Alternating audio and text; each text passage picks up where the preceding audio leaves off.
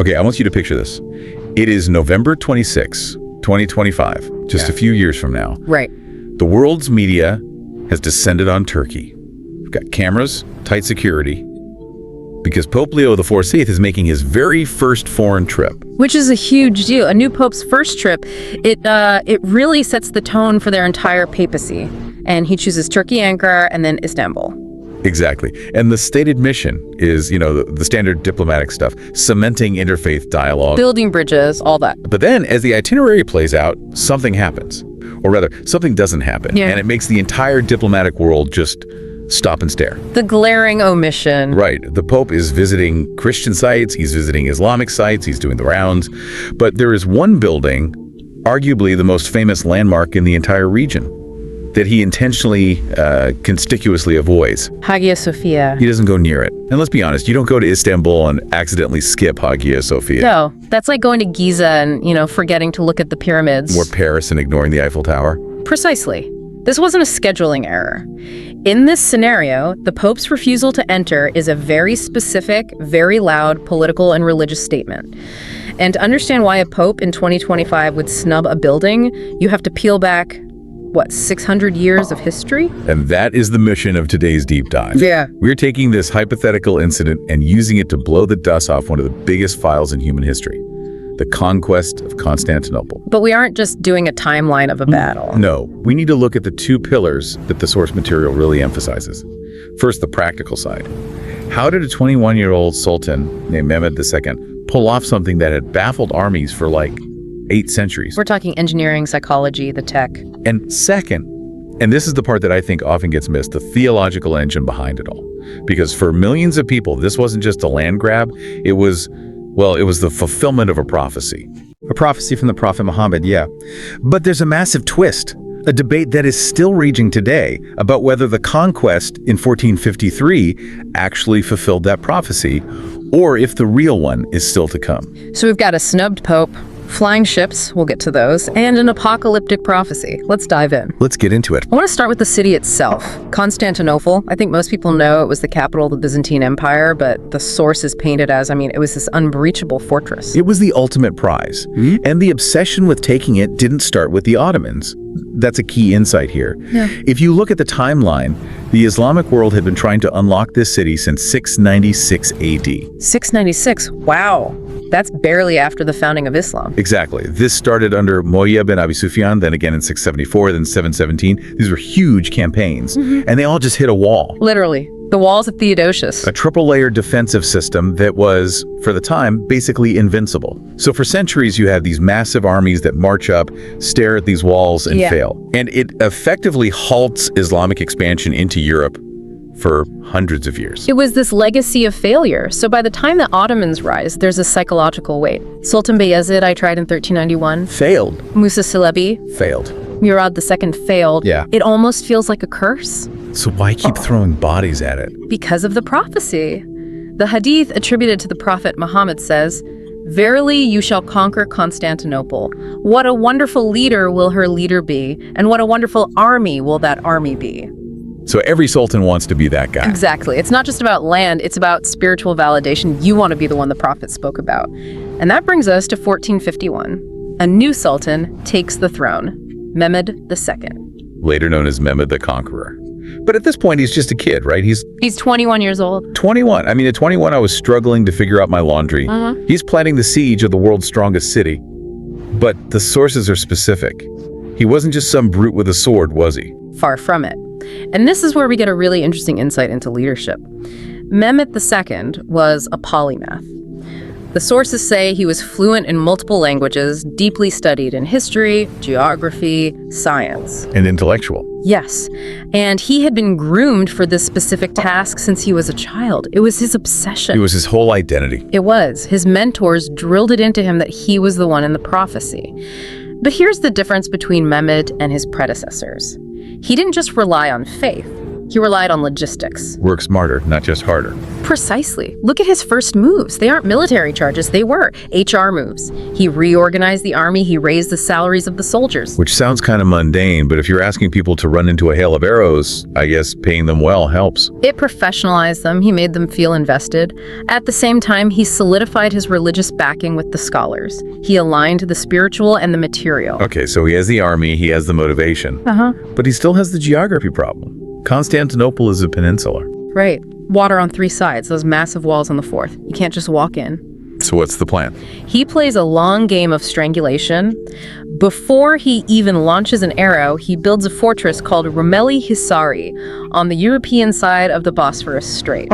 And this is right across from another fortress his grandfather built. Exactly. They called it the throat cutter. By building it, he effectively put a toll booth on the Bosphorus. Any ship coming from the Black Sea with supplies for Constantinople had to pass his cannons. So he chokes the city before he even touches it. Total economic blockade. Isolation first, then destruction. And for the destruction, he turns to technology. This is one of my favorite parts. The Shahan. The monster cannon. The royal cannon. Now you have to contextualize this. In 1453, gunpowder was known, but it wasn't dominant yet. Walls were still superior to cannons. Mehmed wanted to change that math, so he hires a Hungarian engineer named Urban. A mercenary engineer. Yes. Urban claimed he could build a cannon that could blast the walls of Babylon. And he delivered. This thing was 27 feet long. It fired a stone ball weighing over 1,000 pounds. Wow. Imagine the sound of that. The sources say you could hear the boom 10 miles away. It was psychological terror. But there was a catch. It's experimental tech. Very. It took hours to reload, and it generated so much heat they had to soak it in olive oil to stop it from cracking. That sounds incredibly dangerous for the operators. It was, and it didn't end well for Urban. The sources note that the cannon eventually exploded from the stress of firing. It killed the operators, and it killed Urban, its creator. Wow. The very weapon they relied on consumed the man who made it. That's a good way to put it. But before it blew up, it introduced a new concept to warfare, didn't it? The sources mention mortars. Right. Yes, this is a key technical takeaway. Mehmed used mortars to fire shells in a high arc up and over the walls to hit ships and buildings inside. It's the first documented use of mortar cannons in this way. He was inventing modern artillery support.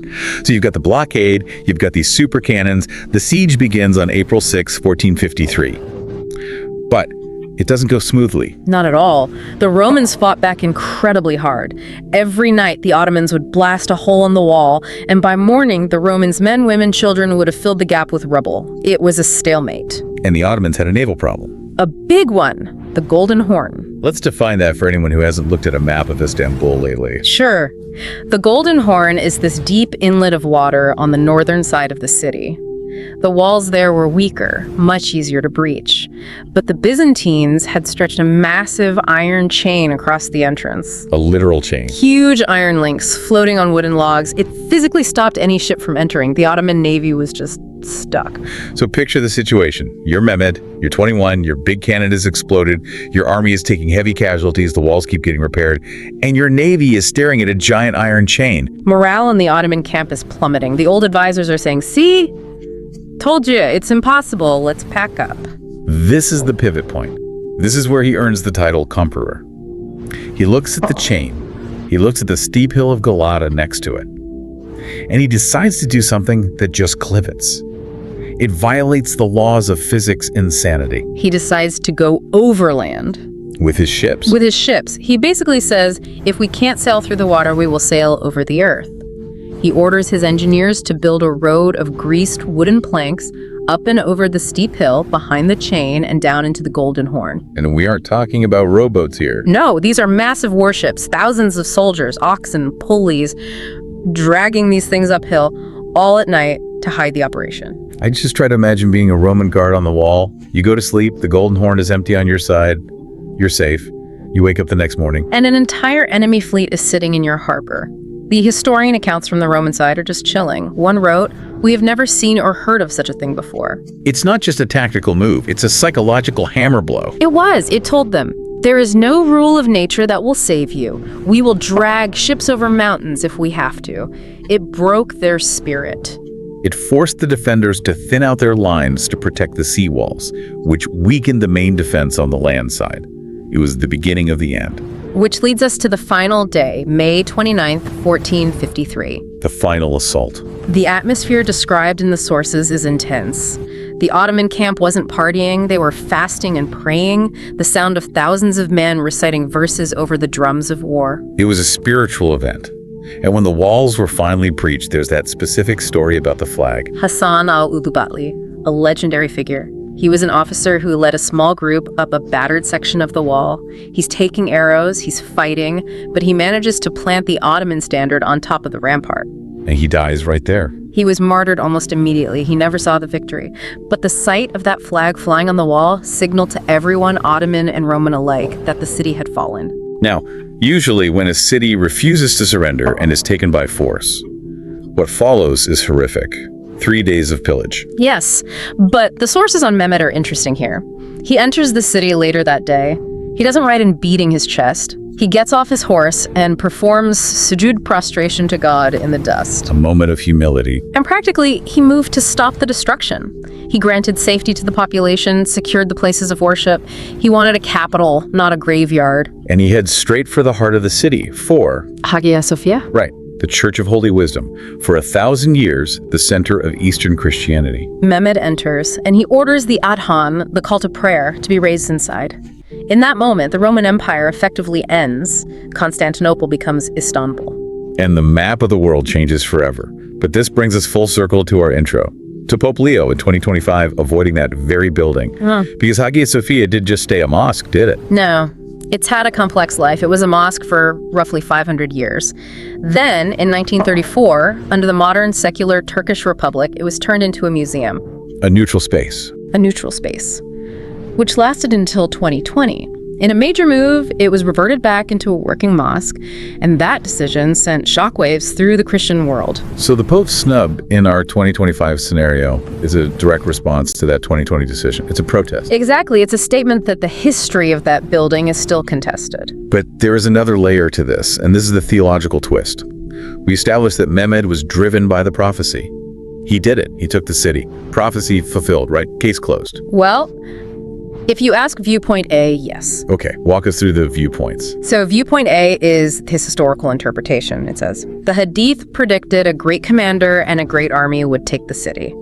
Mehmed II was a great commander, his army was great, he took the city. Therefore, done deal. 1453 was the event. Exactly, seems logical, but then there's viewpoint B. And what's that? Viewpoint B is the eschatological interpretation, related to the end times. Scholars in this camp argue that the 1453 conquest, as monumental as it was, wasn't the specific one mentioned in the prophecy. Wait, so they think the city has to be conquered again? Yes. They point to other hadiths that link the conquest of Constantinople to the very end of days, happening without conventional weapons or in conjunction with other apocalyptic events. They argue that Mehmed's conquest was a prelude, a lesser conquest, and the greater spiritual conquest is still pending. That is a massive distinction. It means for one group, this is a closed chapter of history. For the other group, it's a future headline. Precisely. And that's why this is so electric. It's not just about what happened to a dead empire.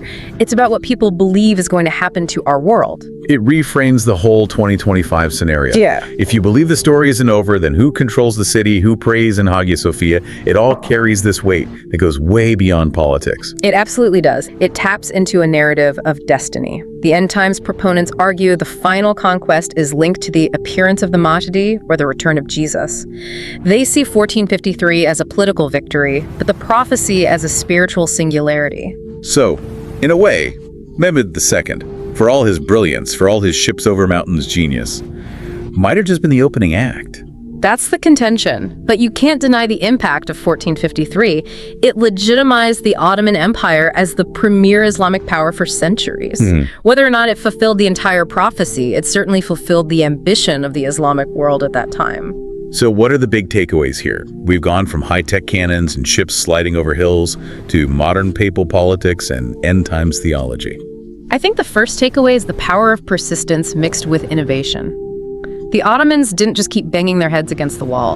They failed for centuries until they combined their spiritual drive with cutting-edge engineering. The cannons, the logistics. Right. It's a lesson in adapting methods while keeping the goal constant. Mehmed didn't just pray for victory, he engineered it. And the second? That history is never dead. We tend to treat dates like 1453 as dusty bookends. But that date is still dictating where a pope can walk in 2025. It's still shaping the identity of millions. The conquest isn't just an event, it's an ongoing reality. It really makes you think. We started by asking if the Pope's snub matters. I think the answer is clearly yes. But I want to leave you, the listener, with that lingering question from the theological debate. Go for it. If millions of people believe that prophecy was fulfilled in 1453, but millions of others believe the true conquest is yet to come, does that mean we are currently living in the intermission? Is the story of Constantinople actually just paused? That is the question, and depending on which scholar you ask, the second act could be just around the corner. Thanks for taking this deep dive with us. It's been a fascinating ride through time. Always a pleasure. We'll see you on the next one. Keep exploring.